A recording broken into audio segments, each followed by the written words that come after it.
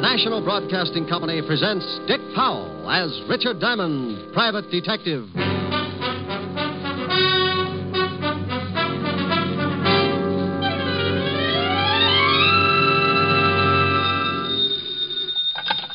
Diamond Detective Agency, a corpse in every plot.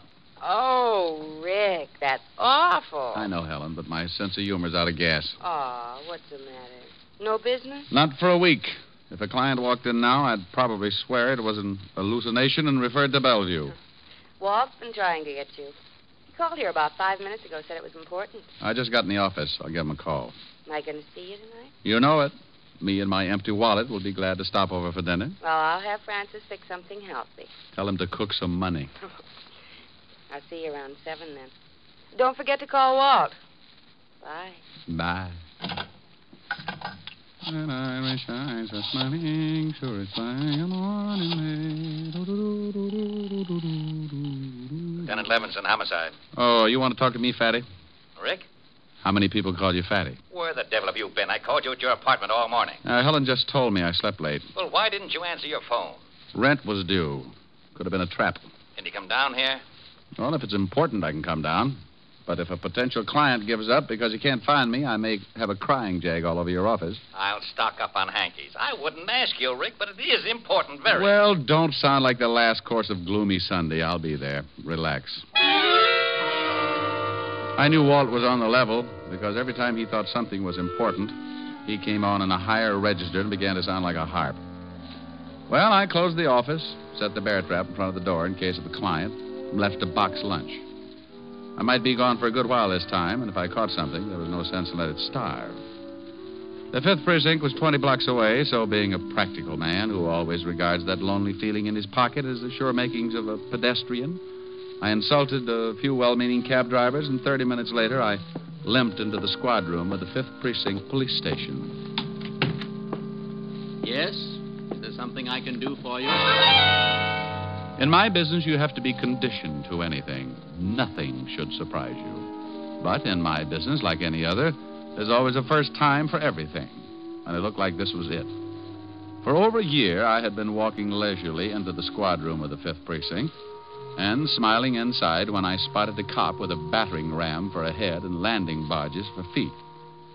He was always the best straight man I'd ever run across, and his name was Sergeant Otis Loveloon. But this day, dear old Otis was not to be found. Instead, sitting at his desk, looking up at me through a pair of thick horn-rimmed glasses, was something else. It pulled out a clean white handkerchief, removed the glasses, clouded them up with a quick breath that filled the room with the essence of sen-sen, and said, Well? Where's Otis? You mean Sergeant Loveloon? He's been transferred. He's been what? Transferred. Who are you? Sergeant Andre Klume. Is there something I can do for you? Andre Klume? Sergeant Andre Klume. Sergeant Andre Klume. Just one moment. Yeah? Where do you think you're going? Look, Sonny, I'm going in to see the lieutenant. You'll have to wait until I find out if he can see you. Oh, he'll see me. He just called me. May I have your name, please? What? Citation. Mr. or Mrs.? Hey, this may not be so bad after all. No? No. We're going to have fun, Andre. Are we? Yes, indeed. Now, call in to the lieutenant and tell him Mr. Diamond is coming in to see him. Yeah? The gentleman you were expecting, Mr. Diamond. He's getting introductions now? Send him in. Yes, sir. The lieutenant will see you, Mr. Diamond. Thank you, Sergeant Klume. And something else, Mr. Diamond. Yes? Sergeant Loveloon warned me about you, and I can assure you right now that I have no intention of becoming the brunt of your obvious crude comedy. Sergeant Klume, I don't think there's much you can do about it. Oh, Walt, I want to go on record right now as saying Don't. that I know. Well, what is that out there? The commissioner says he's one of the most valuable men on the force. But how can you put him in a cop's uniform? It's like dressing Rasputin in a Mother Hubbard. I miss Otis as much as you do, but strictly off the record, Sergeant Clume has relatives. Oh, I thought so. Been scratching all the way in here. Otis moved over to the 11th precinct. Who's he working for now? Lieutenant Crawford. They've had a suicide watch on him all night. What's this Andre Clume supposed to be so good at? He's only been with us for a couple of days. I don't know. Well, if I keep thinking about him, I may have to be dipped in hot tar. You better tell me what you want to see me about. You may not like it, Rick. Oh? This is new? Remember Ralph Baxter? Sure. I sent him up while I was still on the force. Yeah. Well, you worked on that case for over a year, didn't you? You were in charge of the department. You know darn well I did.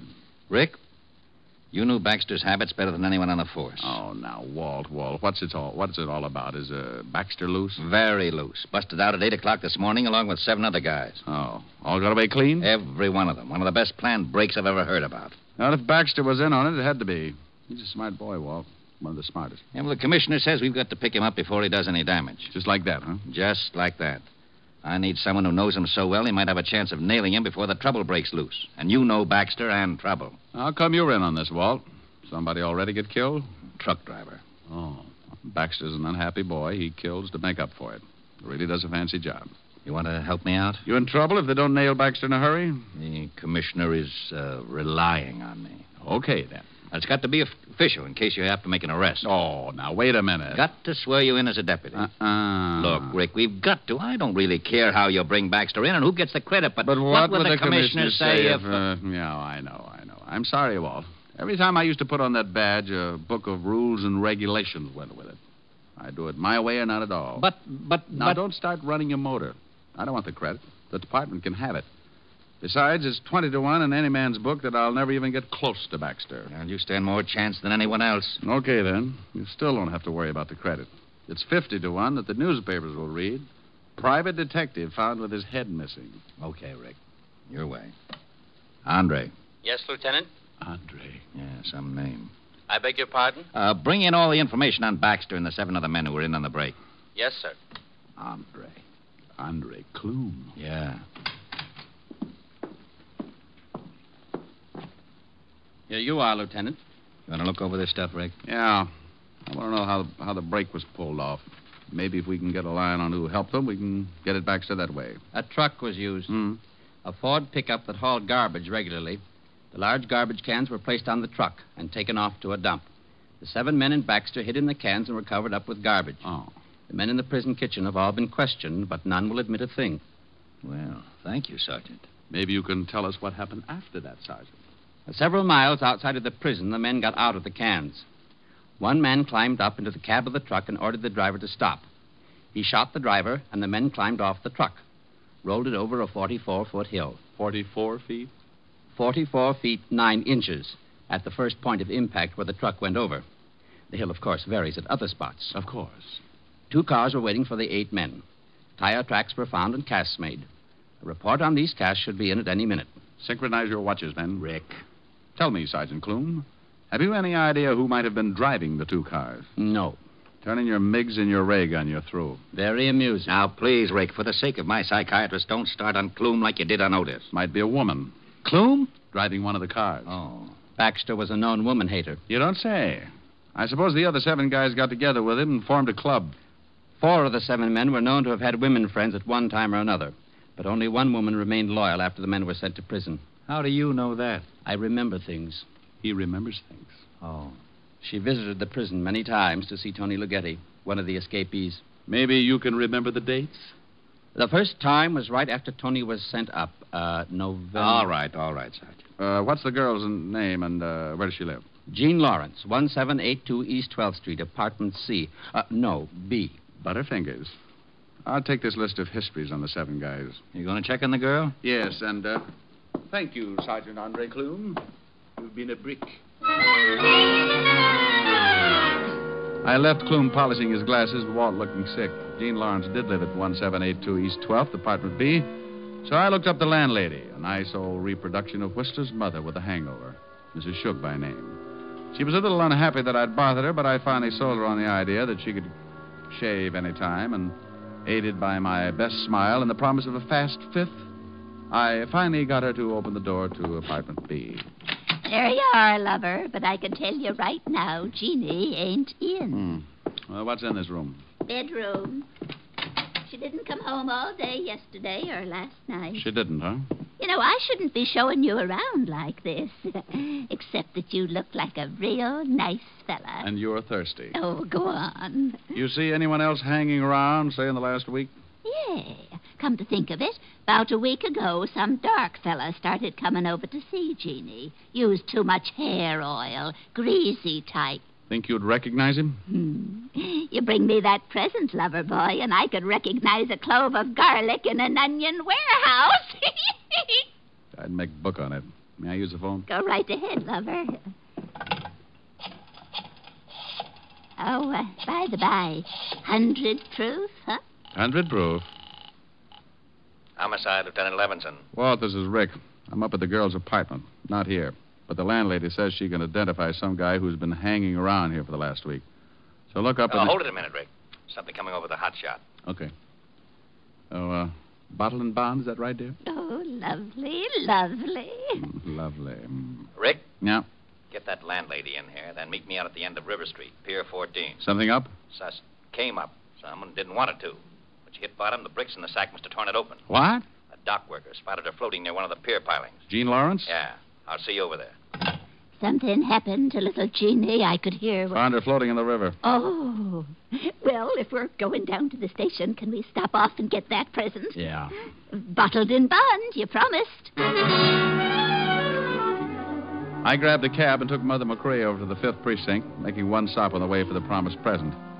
I turned her over to the desk sergeant and took off for Pier 14 at the end of River Street. When I got there, I spotted the homicide prowl car and Walt standing near the ambulance. On the wooden floor of the pier, covered with a sheet, was the dead body of Jean Lawrence. The coroner had just finished his examination. Well, give me a full report as soon as I get at the lab, Lieutenant. This is a rush, Coroner. It always is. Oh, hello, Rick. Hi, Charlie.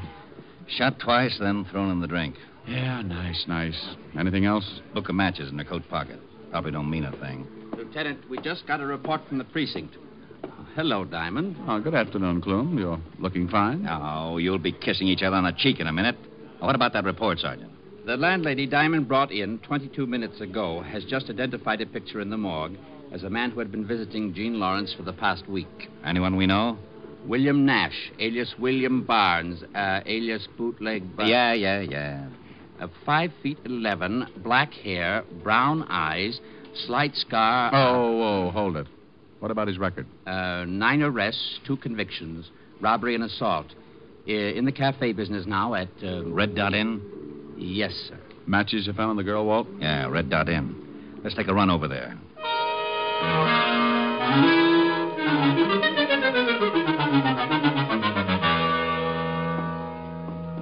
Yes, gents, what'll it be? William Nash. He around?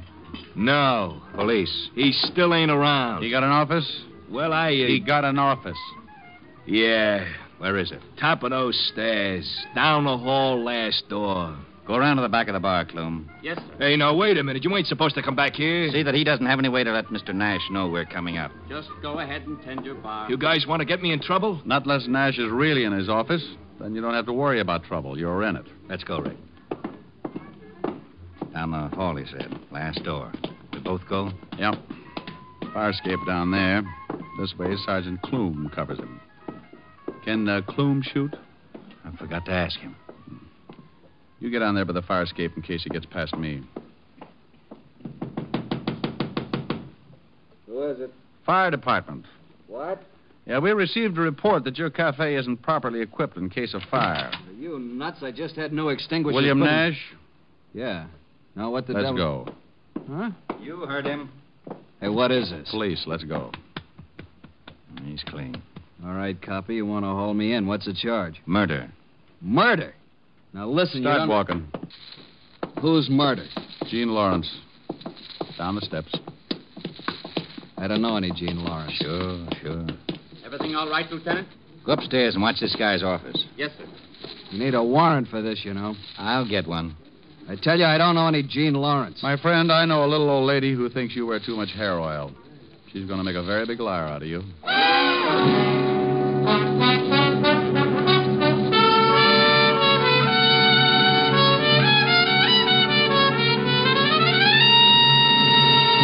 NBC NBC is bringing you Richard Diamond, Private Detective, starring Dick Powell.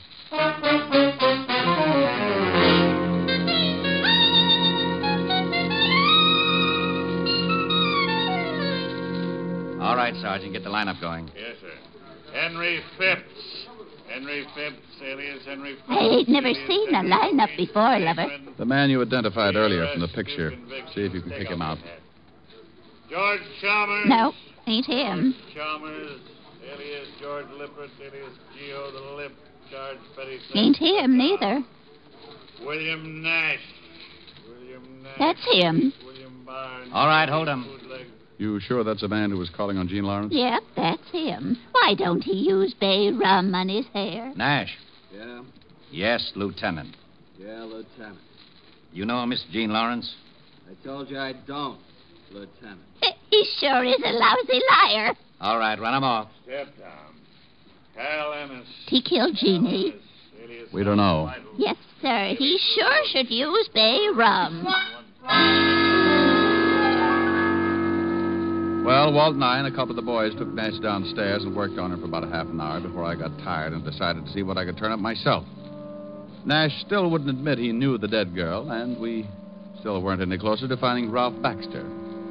I was pretty sure that Nash was connected with Baxter in some way, or he would have admitted knowing the girl and denied the killing. So I went back to the Red Dot Inn with a warrant to search Nash's office. Sergeant Andre Clume was guarding the door in the best prescribed manner. Legs spread, arms folded, back straight against the door. You're flat. Mm-hmm. What? Oh, Diamond. I have absolutely no excuse. I'll understand if you report me to the lieutenant. No one could get by, could they? Not without waking me. Then you did what you told to. You guarded the place. But there is no excuse for falling asleep on duty. Unless you get tired. Now, forget it. I got a warrant here.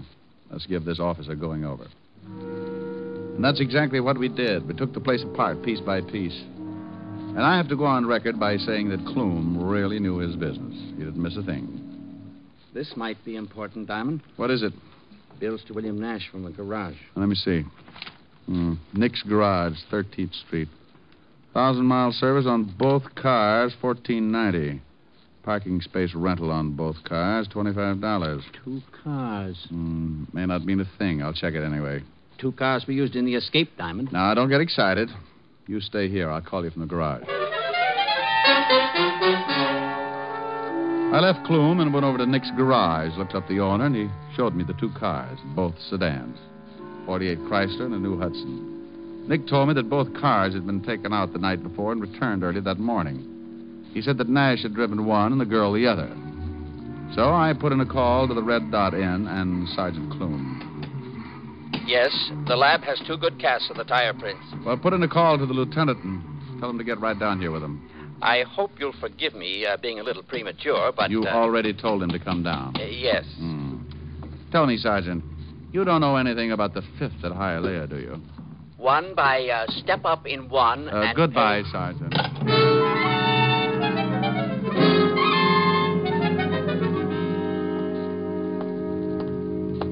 Hello, Rick. Well, this is Nick Miller, runs the garage. Hi, Lieutenant. Miller, how about the cars? This one and that one. Hold this cast. I'll try the other one. Okay. Fit? No. Those tread prints on that can supposed to fit the treads of one of these cars? We hope so. How about that one, Walt? Like a glove. Try your cast on that car.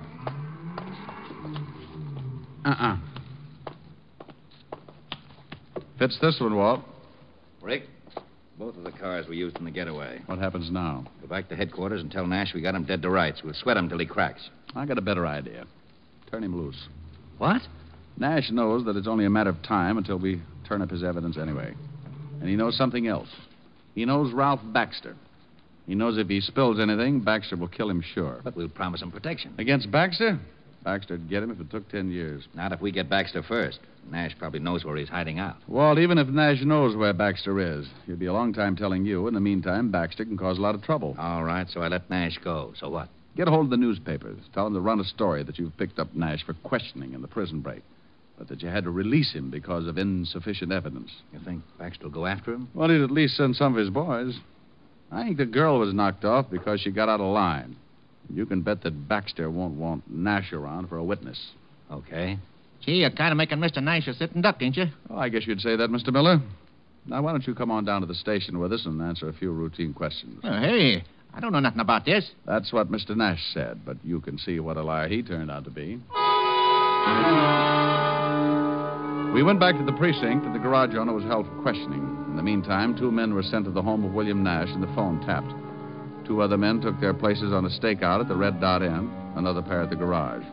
The garage owner was cleared of any suspicion and told to go back to work, but warned not to say anything. About 4 in the afternoon, a call came over the hot shot at the 5th precinct. My name is Barton. I've just been robbed. Where are you calling from? I own the Rome jewelry store. 3 men came in and tied us all up. They stole over $100,000 in gems. Anyone hurt? My clerk, he's still unconscious. All right, what's the address? Corner of Wilmot and 21st Street. It looked like just a routine robbery at the time, so the robbery detail took over. Walt released Nash and called the papers. Around 4:30, Walt got a call from robbery. Levinson. Jennings, Walt. Those guys that held up the jewelry store over on Wilmot Street. The owner just identified one of the hold-up men, Tony Lughetti. Oh, thanks. Rick, Tony Lughetti, one of the guys that busted out with Baxter, has been identified as one of the hold-up men in the jewelry store. Now it starts. The gang had gotten away clean. No trace except a cab driver who spotted a green sedan in front of the jewelry store. 3 men in it. We waited. Levinson. Sullivan, Nash just got a phone call. Man said he wanted to see him for the payoff. Said to meet him at the place. Nash left the house, Fisher's tailing him. Right. Nash just left the house. Got a call. Let's go. We piled into the squad car and headed across town in the direction of Nash's house. A newsboy on the corner yelled the planted news of Nash's arrest, and the car radio told us what Nash was doing. Suspect just went into garage. We're parked across the street. Instructions. I'm about 2 blocks away. If he gets in his car, let me know. He's coming out, turning north on Chestnut. See him? There he is, Walt. We've got him, Jennings. We'll tail him.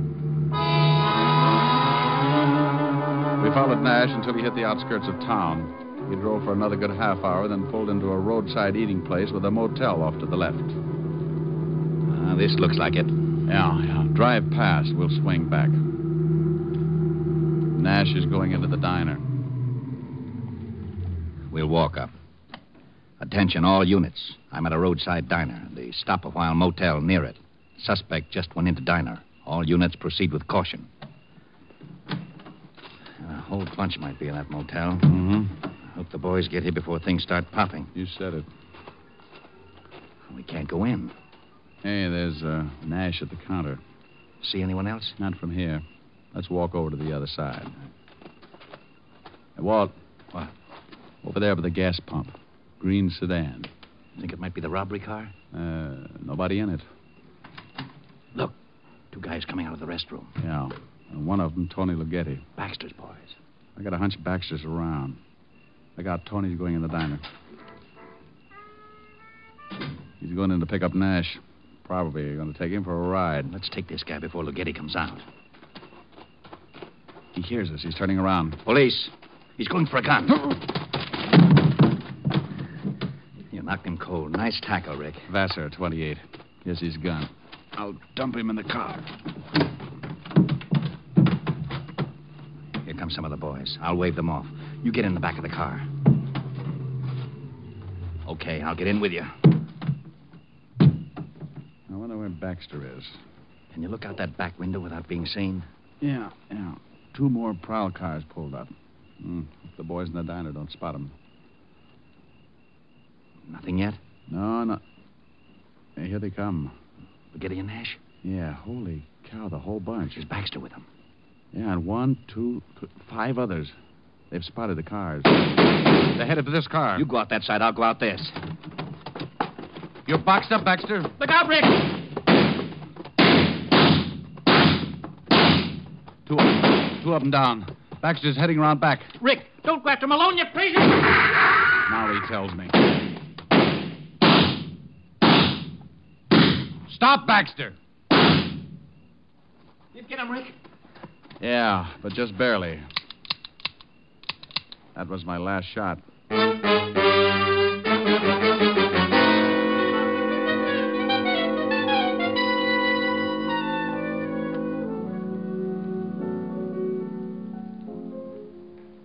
was the dinner? Oh, if I'd eaten any more, I'd need a new belt. You gonna tell me what you did all day and why you were so late? Went for a long walk in the park. Oh, that's what I love about you. Gone all day. Come in smelling like a shooting gallery until you tell me you went for a walk in the park. Oh, no. I get it. Yes? Oh, Rick, you going to give me a routine, or do you want to hear about Baxter? Oh, Harold Appleknocker's tired. Let's have it. Well, Giddy's dying in the hospital. 2 of the other boys died on the way. The guy you tackled is singing all over the place, and Baxter will have a quiet funeral tomorrow. The others we got locked up. Your boy's all right? One of them got it in the leg. Otherwise, okay. You were right about the girl. Baxter killed her because he was afraid she'd talk. Seems she had a beef and walked out. Baxter got worried. Nash was to get his tonight, just like you figured. Okay, Walt, thanks. I'll talk to you tomorrow. And thanks, Rick. Sure. Well, wanting to know if his boys were all right. Now, Rick, you've been doing something exciting, and I want to know about it. Honest, baby, the park's very dull in the afternoon. Want to go stir up some action in it now? Good mood. Rick, why do you lie to me? Oh. All right, come on. Oh, wait. We're forgetting something. I got to sing a song first. Oh, Rick, now that you brought it up, I want to go to the park. Well, this will only take a few seconds. You just pucker up and hold. Well, look who's here. I haven't seen you in many a year. If I knew you were coming, I'd have baked a cake. If I knew you were coming, I'd have baked a cake. How'd you do? Had you dropped me a letter, I'd have hired a band, grandest band in the land. Had you dropped me a letter, I'd have hired a band and spread the welcome mat for you. Now I don't know where you came from, 'cause I don't know where you've been. But it really doesn't matter. Grab a chair and fill your platter and dig right in. If I knew you were coming, I'd have baked a cake, hired a band. Goodness sake, if I knew you were coming, I'd have baked a cake. How'd you do? Now I don't know where you came from, 'cause I don't know where you've been.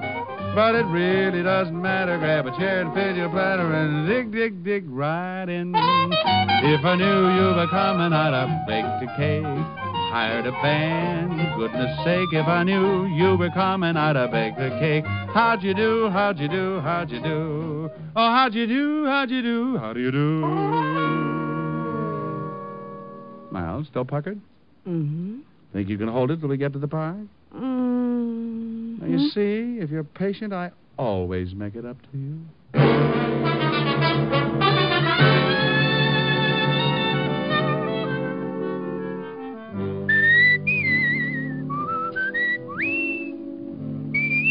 You have just heard Richard Diamond, Private Detective, starring Dick Powell. Lieutenant Levinson was played by Ed Begley. Also in the cast were Virginia Del Valle and Wilms Herbert. Music was under the direction of Frank Worth. Tonight's show was written by Blake Edwards, and the entire production was under the direction of Jack Johnstone. Dick Powell currently may be seen in the motion picture version of the best-selling novel, Mrs. Mike. Richard Diamond's Private Detective will next be heard 2 weeks from tonight. Check your local newspaper for the time of broadcast. Listen next week at this hour for Dangerous Assignment, starring Brian Donlevy as Steve Mitchell, Soldier of Fortune. Remember, at this time next week, it's Dangerous Assignment on NBC. This is Eddie King, inviting you to be with us 2 weeks from tonight when we will again bring you Dick Powell as Richard Diamond, Private Detective. For all the family, try Father Knows Best tomorrow on NBC.